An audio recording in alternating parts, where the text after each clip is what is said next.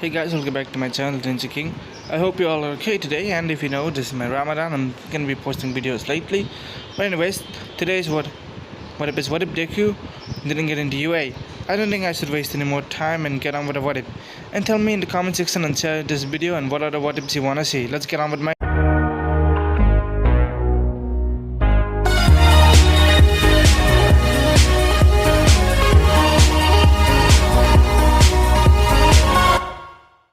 As Midori was basically seen waking up. As he does, he stresses a bit before he goes to get his normal drink after he was done with his training. He always gets up early in the morning, goes to train and comes back. But as he was going, he hears banging from the doors of Clock Tower.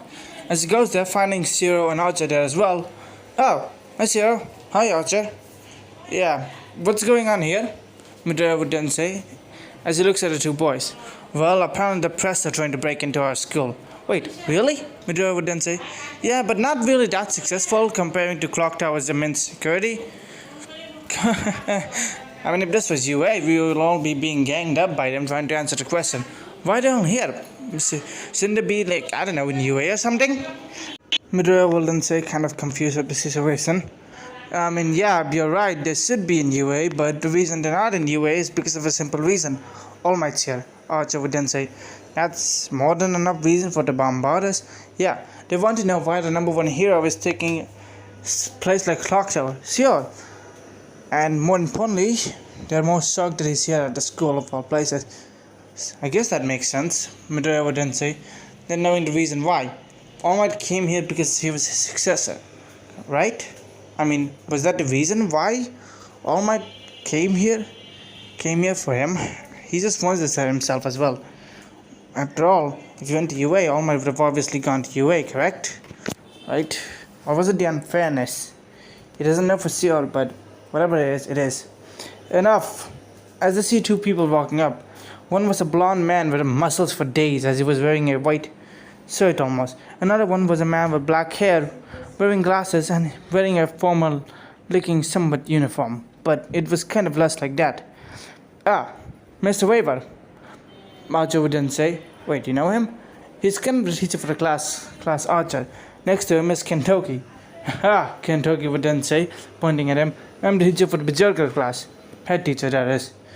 Let us handle the press. You students should go back to your dorm rooms. Kentucky would then say, yes, we have reasonably been able to be handling this so far, so you guys should go. Sure. Both Midori, Archer, and Zero would then say as they all left getting into the uniform. So, how's the class in the Archer class, brother? Zero would then say, pretty well if you personally ask me. I mean, our teacher also, Sigurd is also good as a teacher as well. Even though I kind of find it ironic that class Saber got a teacher with the archery skills. Meanwhile, us class Archer got a teacher with the sword's immense skills. Archer would then say, laughing at the situation. Yeah, I guess even teachers can be misplaced sometimes. Zero would then say, but I won't change Mr. Chiron for anything else. Midori would then say to Zero. Definitely, Zero would remark at Midori before ruffling his hair as they all go in. But Midori coming in before seeing plates and other things flying. Immediately dodging out of the way, he would hear his roommates complaining. The first thing he hears was Jolt. Stop stealing my food, get a go. Doctor, please calm down. This is not a situation to fight over food. And Gurgo, please return Zolta's food already. Medusa will then say, as she looks at Gurgo. No, mine, Gurgo would then say, as then immediately Zolta jumps on her as Midori comes in. Wow, you know what, screw it. I'm not dealing with this today. Midori is so done with his roommates' antics, but at the same time, he's kind of happy for them. Anyways, you guys should get ready. I'm taking the shower right about now. As immediately all three of the girls realized, trying to rush to the shower before they hear the door being clogged. As they all yell in frustration, cursing at Midori. Jesus Christ, I just go to take a shower. They're mad. Whatever. Little let Midori know there was another reason why they wanted to go first. Something that Midori will learn eventually, but right about now he has no ideas about.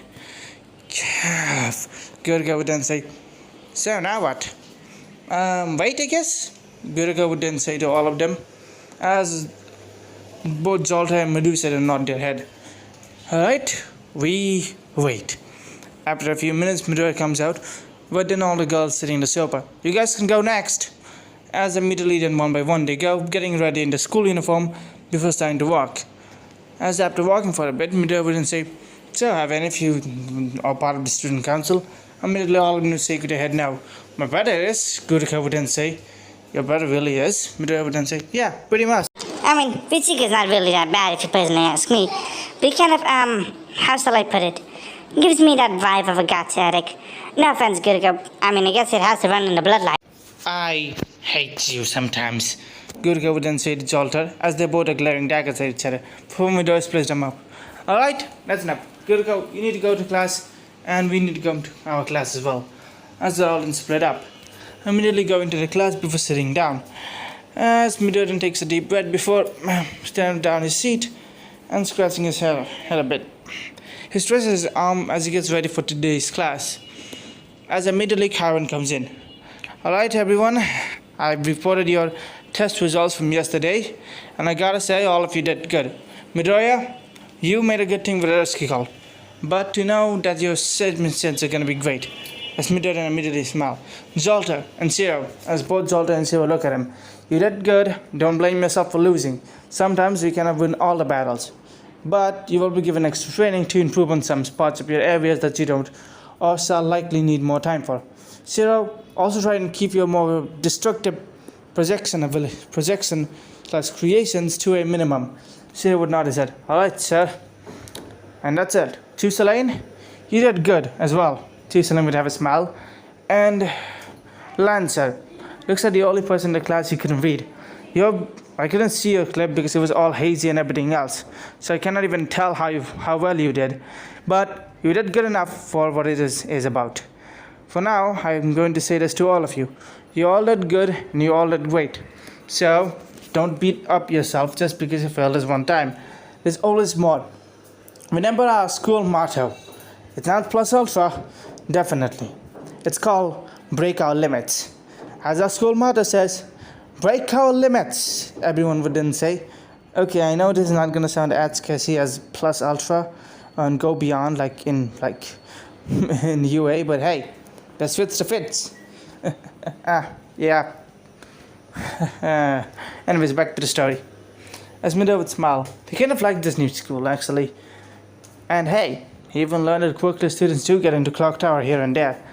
Ones without special abilities or powers, using gadgets and everything else. Clock Tower is really a haven for all the students, no matter where they are from. He just wishes UA was like that as well. But he doesn't need to. Anyways, now to much more important topics, Kyron would then say as everybody looks up. You will need to choose a class rep. So, do it as you please.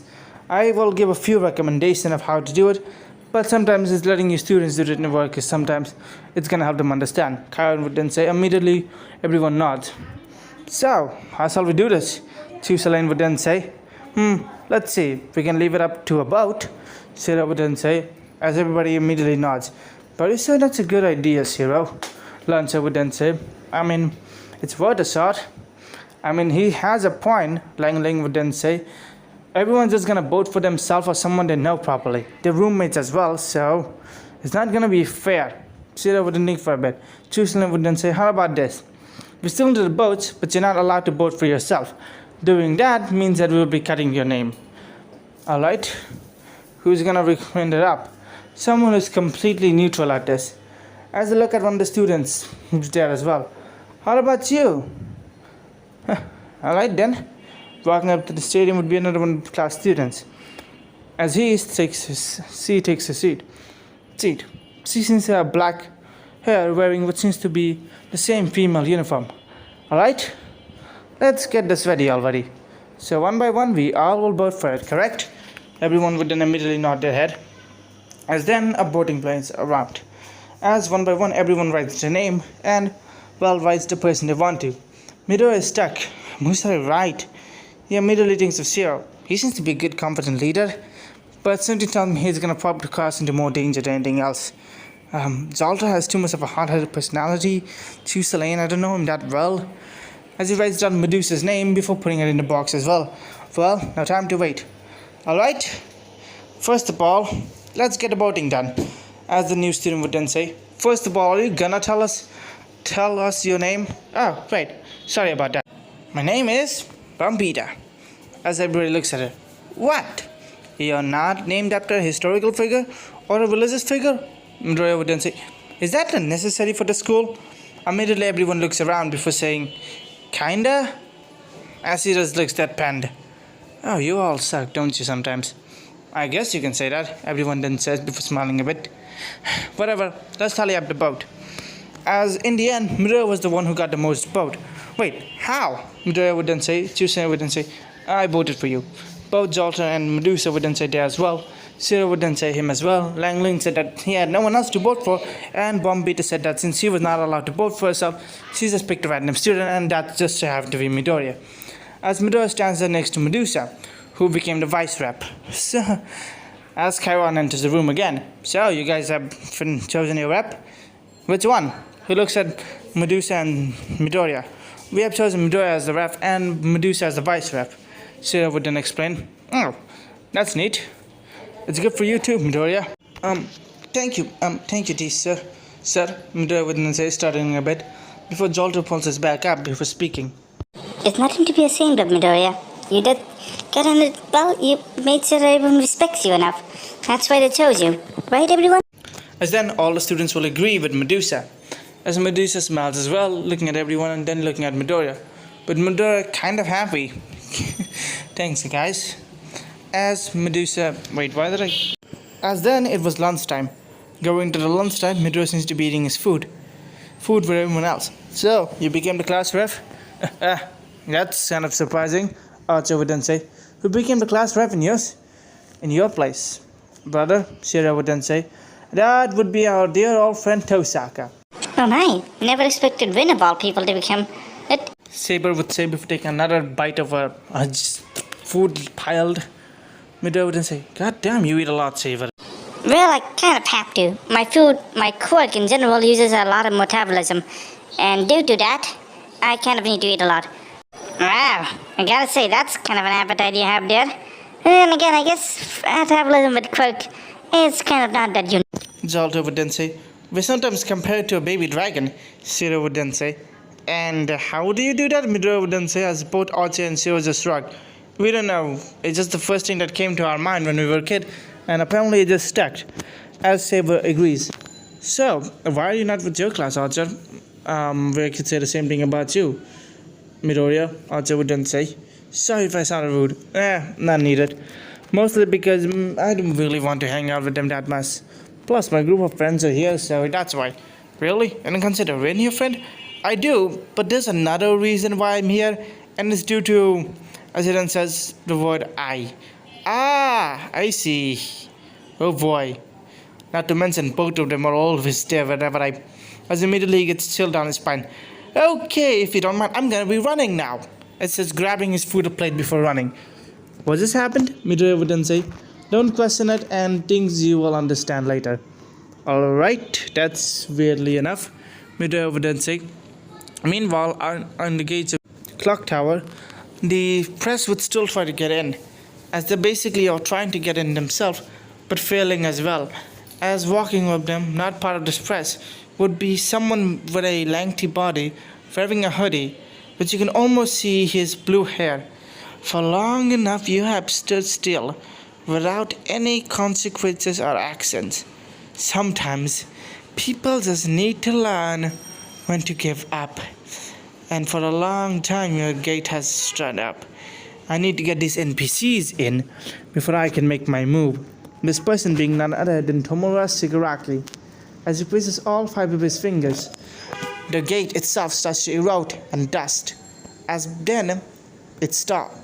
Before it completely destroys, alarms would blaze up. What? Shigaraki would then say. The alarm seems to be much more powerful. As the gate breaks before an entirely different gate appears, blocking the entrance again. Sit, Shigaraki would then say as he tries to run before an axe lightning falls down. Dropping from the ground would be Kentoki, as he tries to run the other side before a wind would grab him. As Weber comes out. Now what do we have here? Obviously it's not the press who did this. Sit, Shigaraki would then say before an arrow lands next to his feet, as Chiron would then come. Huh. You think as teachers are just gonna sit down while we let our school be invaded? Crap! Kawagiri! As then immediately a portal opens, everyone's eyes widen. No, you don't. Kentoki would try and run, grabbing him before he falls. Shigaraki slamming in to the bar, his heart pounding. What? That? This is... The teacher's here. Ah! He would then say, I need to fight 3 mini-bosses before I can even reach the demon castle. He says to Kawagiri, as Kawagiri fixes himself. Young master, you should keep yourself calm. It's not like things are gonna be that bad, is it? No, you don't understand. They didn't knew I was coming, but they had a quick reaction. The moment I destroyed the gate, alarm burst up and another gate came. As immediately, the TV flickers open, as we get to see a familiar voice of All for One plays in it. I told you, Shigaraki, going up the clock tower was not a good idea. Oh really? Why is that? The one in clock tower is someone even the hero safety commission is trying to put under their thumb, but failing miserably. And you know what that means. Plus, clock tower is the reason why they exist, as All for One leads to the fact of the grand heroes. Ah, yes. I know about those pesky little pets of the demon lord. That's correct. All for One would have a smile. For now, our spy in UA has been doing his job carefully as well. Ah, I see. But I still don't understand. Why put a spy there when All Might's not gonna be there in the first place? If I knew All Might was gonna switch to the clock tower, our little spy would have already gone there. But a last minute change in price, and for some reason All Might's decision has always eluded me. For now, he has gotten the schedule. So prepare your things for tomorrow, for the things that's going to happen. Oh? I can say that, that's for certain. As then, another person is shown dropping ice cubes into it. You really are a piece of work, aren't you, Shigaraki? This would be from a woman's voice. As Shigaraki looks at her. And remind me why you're here again? Your boss paid me enough, so I'm gonna protect you. As the shadows cover her figure, as she drinks from her cup. But for now, USJ, huh? She would then say, you know I cannot come to the limelight that much, correct? Please, no one knows about your casino business anyways. I guess you're right about that. Tunguska, can you not do that, young master? Kawagiri would say, revealing the woman's name, or more precise, her villain name. Anyways, All for One would then say, Kawagiri, have you contacted her? Yes. Currently, she has been in hiding for the last few weeks, but we have made her contact with her. And she did say she's going to be joining the League of Villains. Who is this she? Shigaraki would then say, you might have already known about her. Ice Queen. As Shigaraki has a smile on his face. Oh, isn't that the same villain All Might failed to capture? Yes, but you also forget that All Might made her being hidden for the last few months, correct? That's correct. She has been in hiding for the longest time. Now the fact that she's coming back to the fray, we really are making a formidable party, aren't we? Shigaraki would then say with a grin that can almost split himself in half. Meanwhile, back in Clock Tower, everyone would be worried for a bit before calming down because the alarm was only a few seconds. Midori would then say, what was that? Don't know, Archer would then say, kind of finishing his meal after coming back to running. What was that run about? Midori would then say, not really that much of an incident you should worry about. As he finishes his meal. Anyways, so what now? Midori would then say, well, simple. We just have to do what we do in Clock Tower the best way possibly. Plus, who knows what other things are gonna happen? As Sheridan says, finishing his meal as well. As they all go back to their class. People sitting down as well as taking in the lessons of the day. As the days pass, Kaiwan would then come. So, as you all know, hero training is a thing, and tomorrow we also have hero training, just like how we had fight training today as well. Kaiwan would then say, you all did good today as well. Your quirks are improving and you're learning new techniques. So it's about time we do something else, Kaiwan would then say, as everyone's ear perks up. We're going to the USJ, or Unassigned Safety Joint. Midori would immediately raise his hand, but don't UA own that? Not necessarily, actually. All schools can use it, we just need to take the permission from UA. And recently, we have gotten the permission. So we'll be going to the USJ. Midori would then say, Meanwhile, back in the other place, the teachers would be looking at the screen, at the cakework, if I have to say myself. Weber would then say, "Thank you for helping us today, Mr. Velvet. For now, we still need to figure out how things work in this place in general. What did they have against us to attack us?" Kentucky would then say. "And plus, the verb get user, which is already bad enough," Kyron would then say. "This is concerning," Zeldris would then say, thinking of his thoughts.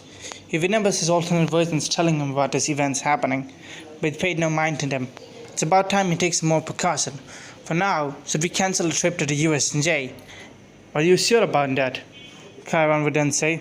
"Yes. That is if all of the teachers agree. In this room, all of the teachers of the 7 classes would be there. As then both Chiron and cadets would look at each other before nodding their head left and right. "No, we're planning to keep it. It's a good way for the students to learn." As Zeldris says, "Fine then."